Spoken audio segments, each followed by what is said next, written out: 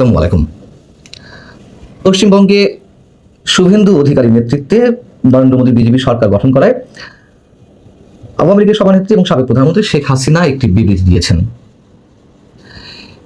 হয়তো এটি খুব স্বাভাবিক ঘটনা, কিন্তু তার এই বিবৃতি নিয়ে এখন বাংলাদেশের বিভিন্ন রাজনৈতিক মহলে যেমন তুমুল আলোচনা চলছে, তেমনি ভারতের বিভিন্ন গণমাধ্যমে, নেতৃস্থানীয় গণমাধ্যমে এটি যথেষ্ট গুরুত্বের সাথে প্রকাশ হয়েছে এই বিবৃতিটি।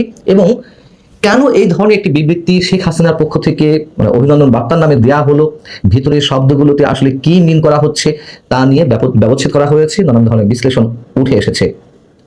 অনেকেই সমীকরণ মেলাতে চেষ্টা করছেন যে শুভেন্দু অধিকারী নেতৃত্বে বিজেপি সরকার গঠন করায় আওয়ামী লীগের রাজনৈতিক ভবিষ্যৎ বিশেষ কোনো ইঙ্গিত দিচ্ছে কিনা।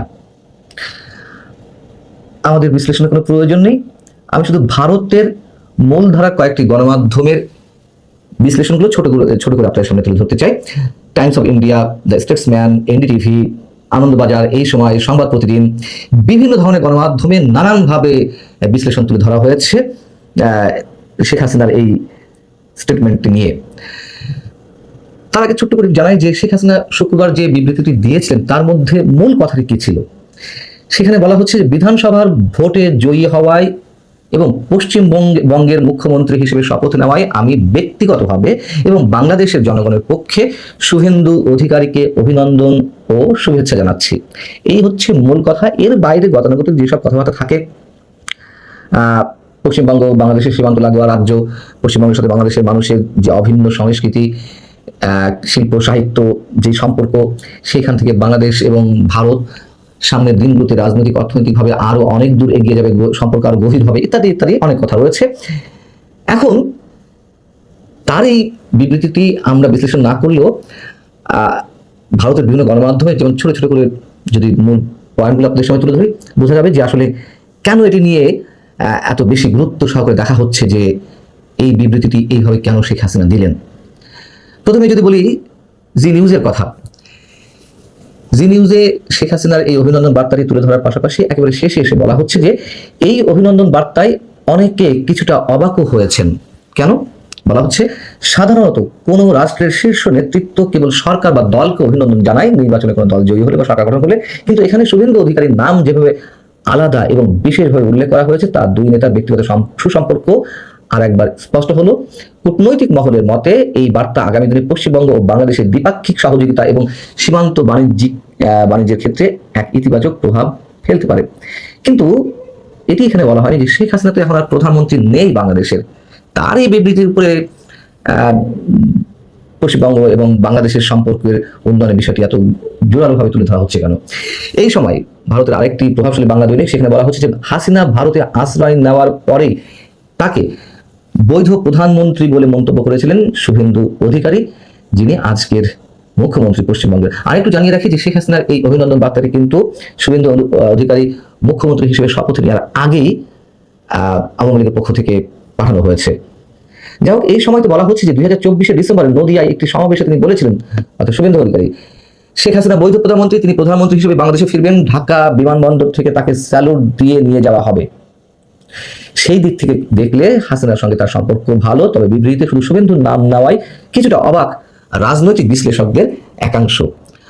আনন্দবাজার বলছে, বাংলাদেশের প্রাক্তন প্রধানমন্ত্রী শেখ হাসিনা পশ্চিমবঙ্গ বিধানসভা নির্বাচনের সকল বিজয়ীকে অভিনন্দন জানিয়েছেন, তবে শেখ হাসিনা শুভেন্দু অধিকারীকে বিশেষভাবে অভিনন্দন জানিয়েছেন এবং পশ্চিমবঙ্গ ভারতের সাফল্য ও সমৃদ্ধি কামনা করেছেন। সংবাদ প্রতিদিন বলছে যে পশ্চিমবঙ্গের বিধানসভা নির্বাচনের জয়ের জন্য ভারতীয় জনতা পার্টি ও তার জয়ী প্রার্থীদের আওয়ামী লীগ ও বাংলাদেশের প্রাক্তন সরকারের তরফে শুভেচ্ছা। বিশেষ বার্তা দিয়েছেন ভাবি মুখ্যমন্ত্রী শুভেন্দু অধিকারীকে। 2024 থেকে 2026 গত দুই বছরে বারবার হুঙ্কার আস্ফালন দিয়েও শেখ হাসিনার ভাগ্য বদল হয়নি। বাংলাদেশে এখন বিএনপি সরকার, খালেদা পুত্র তারেক রহমান প্রধানমন্ত্রী। নতুন সরকার হাসিনার প্রত্যাবর্তন নিয়ে এখনো নয়াদিল্লির সঙ্গে কথা বলেনি, তবে অচিরে এই প্রস্তাব আসতে পারে বলে মনে করেন ওয়াকিবহাল মহলের অনেকেই। এখন বিষয় হচ্ছে যে একথা আমি আপনাদেরকে আগেই জানিয়েছি, বা আপনারাও নিজেরাও জানেন, একটু মনে করিয়ে দেওয়ার চেষ্টা করেছি। 2024 সালে যখন আওয়ামী লীগ বিরোধী কথিত কোটা বিরোধী আন্দোলন শুরু হয় এবং শেখ হাসিনার বিরুদ্ধে শেখ হাসিনা সরকারের এক দফা দাবিতে যে আন্দোলন, সরকার পতনের যে দাবিতে আন্দোলন, সেই আন্দোলন যখন ক্রমান্বয়ে হিংসাত্মক রূপ নিচ্ছিল, সে সময় আমরা দেখেছি যে ভারতের বিভিন্ন কলেজ বিশ্ববিদ্যালয় থেকে বিশেষ একটি রাজনৈতিক দলের মতাদর্শের মানুষেরা মিছিলে পর মিছিল বের করেছিলেন। পশ্চিমবঙ্গ বেশ খানিকটা উত্তাল হয়ে উঠেছিল। মমতা বন্দ্যোপাধ্যায় ওই সময়ে বেশ কয়েকটি মন্তব্য করেছিলেন। তার মধ্যে একটি ছিল যে পশ্চিমবঙ্গ বাংলাদেশের আর কোনো ধরনের রক্ত দেখতে চায় না, বাংলাদেশ রক্তপাত দেখতে চায় না, এবং শেখ হাসিনাকে ইঙ্গিত করে নাম না ধরে তিনি অনেক ধরনের মন্তব্য করেছিলেন। এবং অনেকে তো বলেন যে এটা আমার কাছেও মনে হয় তৃণমূলের সঙ্গে বাংলাদেশের কিছু সাম্প্রদায়িক রাজনৈতিক দলের সঙ্গে একটা চরম কানেকশন ছিল। নানান ধরনের লেনদেন, সেই অর্থনৈতিক থেকে নানান ধরনের লেনদেন হতো। কোনো কোনো গণমাধ্যমে এই কথা এইভাবে উঠে এসেছে যে মমতা বন্দ্যোপাধ্যায়ের ভাইপো অভিষেক বন্দ্যোপাধ্যায়ের সাথে জামাতে ইসলামের একটি গোপন সেটিং গড়ে উঠেছিল, এবং যেটির মাধ্যমে বাংলাদেশের অভ্যন্তরীণ নিরাপত্তার জন্য বড় হুমকি হয়ে দাঁড়িয়েছিল এই গোষ্ঠী। তৃণমূলের সঙ্গে সম্পর্ক গড়ে তোলার কারণে তারা আরো শক্তিশালী হয়ে উঠছিল।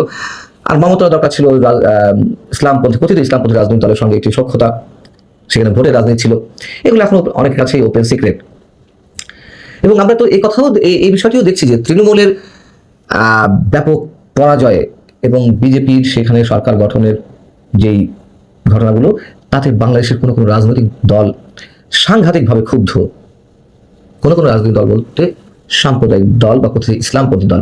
এবং এই কথিত ইসলামপন্থী দলের অনেকেই মন্তব্য করছেন যে ভারতের মুসলমানদের উপরে যে আক্রমণ চলছে কোথাও কোথাও পশ্চিমবঙ্গে বিজেপি সরকার গঠনের পর, তারা তা দেখতে চায় না, তারা কল্লা কেটে নেবে ইত্যাদি ইত্যাদি।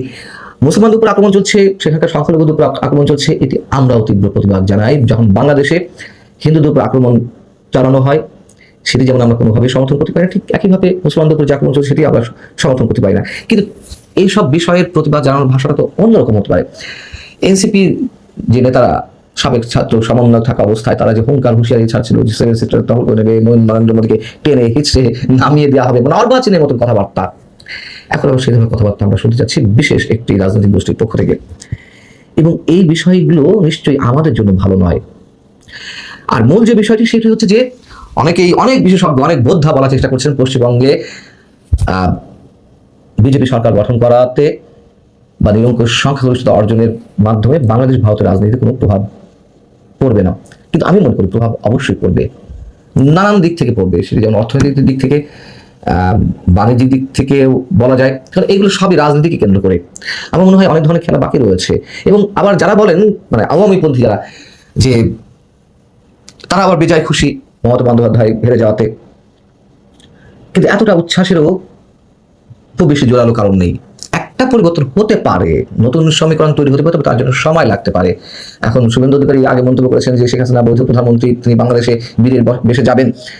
এটি মনে করার কারণ নেই যে তিনি মুখ্যমন্ত্রী হওয়ার পরে একেবারে আওয়ামী লীগ রাতারাতি খুব বেশি সংগঠিত হয়ে গেল, একেবারে রাতারাতি রাজপথে ফিরে এলো।